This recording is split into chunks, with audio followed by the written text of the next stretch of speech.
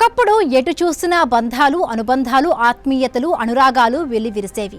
ప్రపంచీకరణ పుణ్యమా అని మనిషిలో స్వార్థం పెరిగి మానవ సంబంధాలు కనుమరుగవుతున్నాయి. తన జీవితం తనదే, పొరుగువారితో పనేముందన్న రీతిలో మానవుడు సాగుతున్నాడు. యాంత్రిక జీవనం గడుపుతున్నాడు.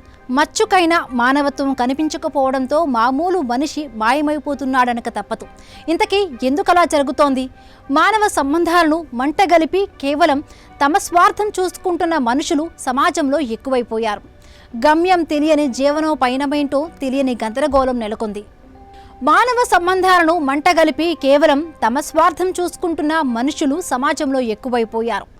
గమ్యం తెలియని జీవన పయనమేటో తెలియని గందరగోళం నెలకొనింది.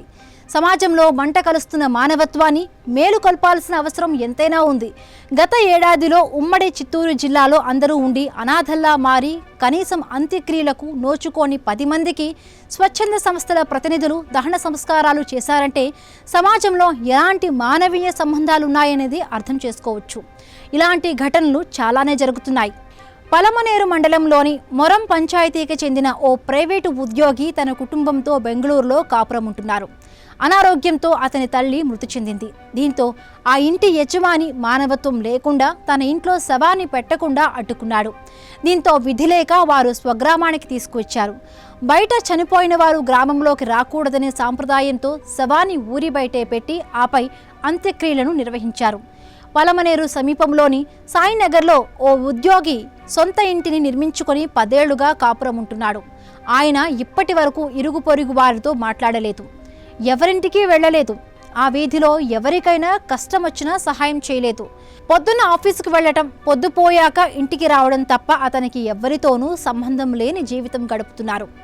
1వ తరగతి నుండి కార్పొరేట్ స్కూల్, ఆపై కాలేజీ, మళ్ళీ కుటుంబానికి దూరంగా పిల్లల చదువులు, ఆపై ఉద్యోగం రాగానే వారి జీవితం వారిది. ఇక ఇళ్లలోని పెద్దలను పిల్లలే వృద్ధాశ్రమాల్లో చేర్పిస్తున్నారు. దీంతో కుటుంబ విలువలు తెలియని పిల్లలు ఎవరికి వారే అన్న భావనతో తమ బతుకులకు అంకితమైపోతున్నారు.